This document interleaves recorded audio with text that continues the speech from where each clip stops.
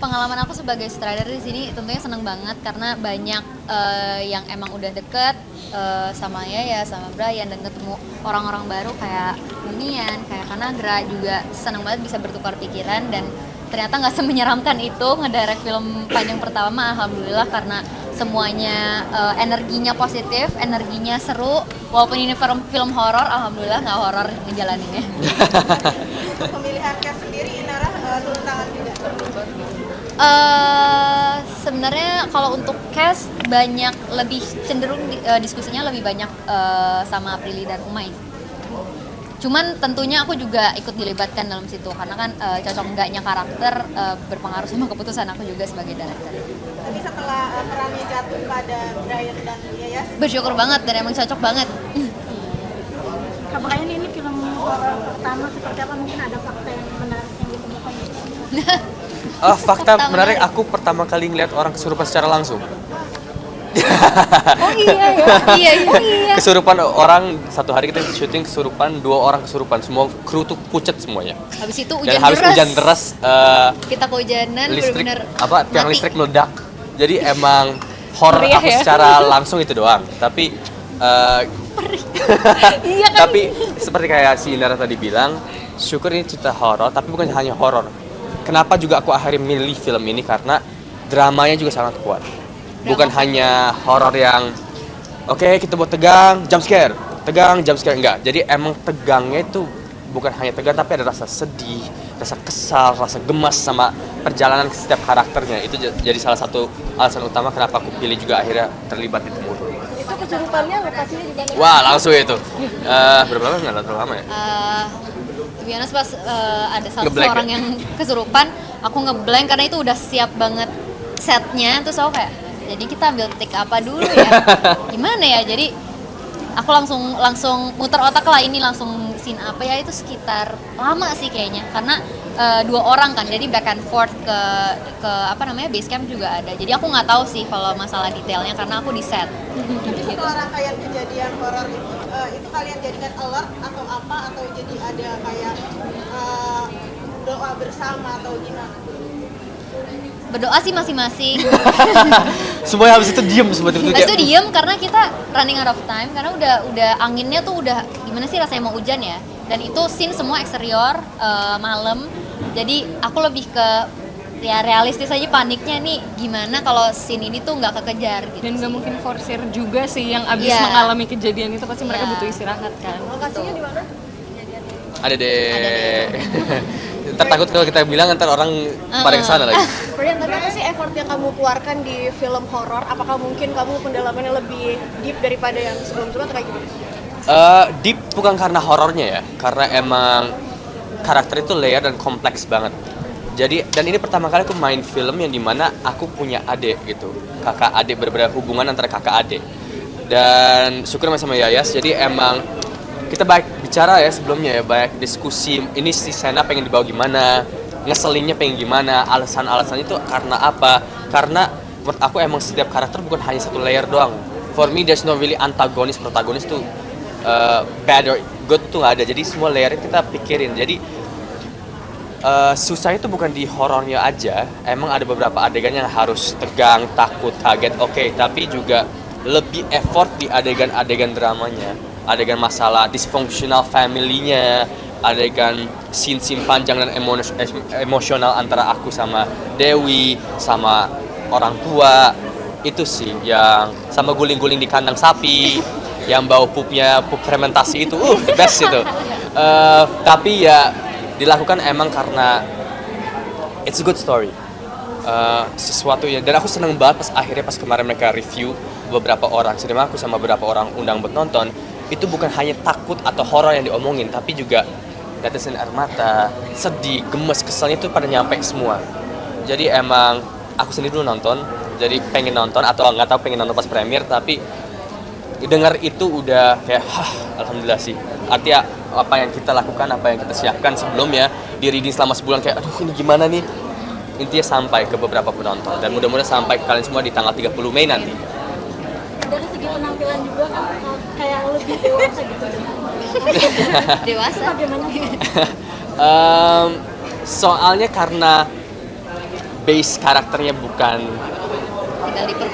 tinggal di perkotaan. atau lucky hidupnya. Ini lebih quite bisa dilihat aku layer setiap hari layer 3 makeup layer, dibuat didekilin, digelapin. Itu jujur makeupnya gatel banget.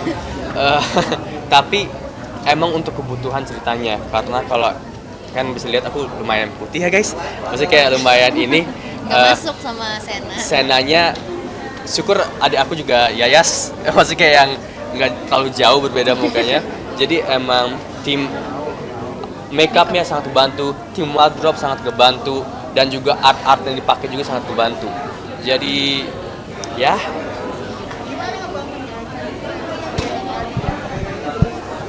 aku sama dia syukur, nggak tahu, coba kamu jelasin. Sebelumnya kita nggak pernah dapat adik kakak kan. Kita selalu dapat karakter yang bisa dibilang love interest mungkin ya, mudahnya gitu. Tapi di luar set sebenarnya aku menganggap Brian tuh kakak. Jadi sebenarnya nggak sulit untuk membayangkan Brian sebagai kakak aku gitu. Yang sulit dibayangkan adalah gimana Brian jadi orang yang menyebalkan gitu.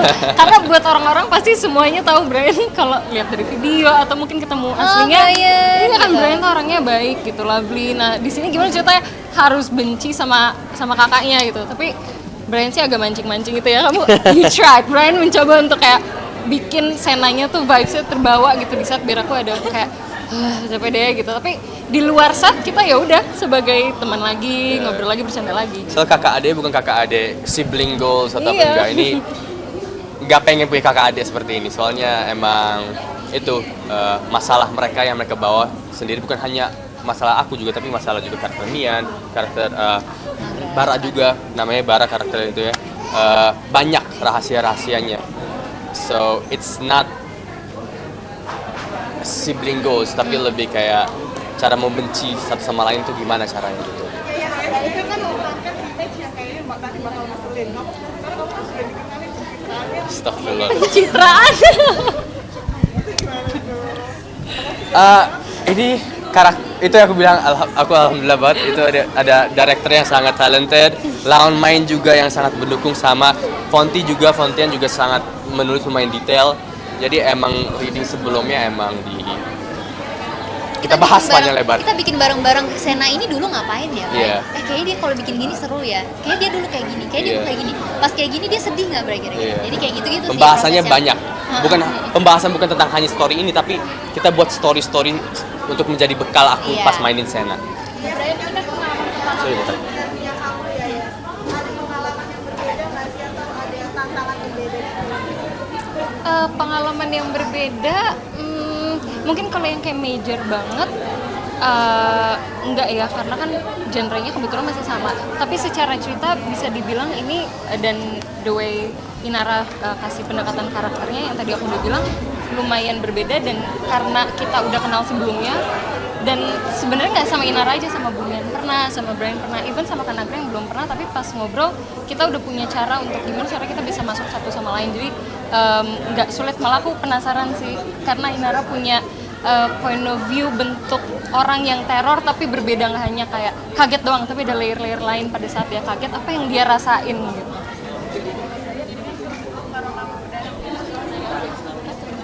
Orang apa?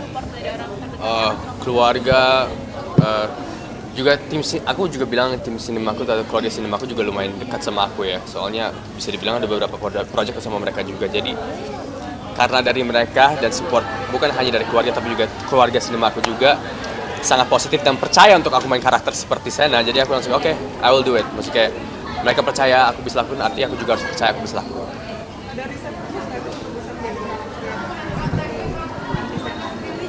Kunjungin ngobrol kita. Enggak sih, panjangin kuku ya. Kuku kelingking Kuku satu kelingking. itu. Buat berasa apa katanya jametnya gitu. Tapi lebih ke masalah-masalah personal sih. Jadi kita nggak ada karakter siapa aku ambil, no. Karena emang kebentuk karena masa lalu yang kita buat. Jadi bekalnya jadi bentuknya jadi seperti itu.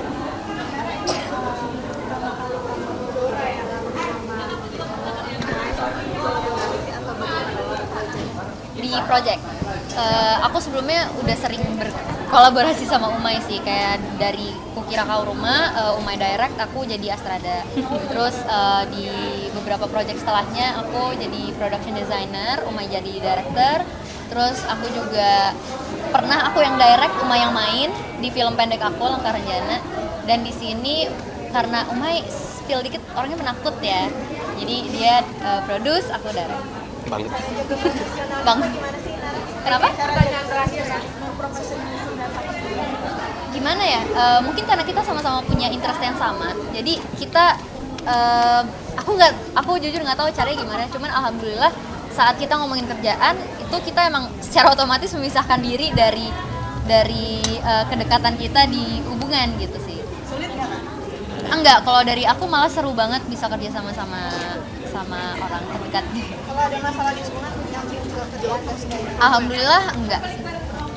Langsung promo gitu.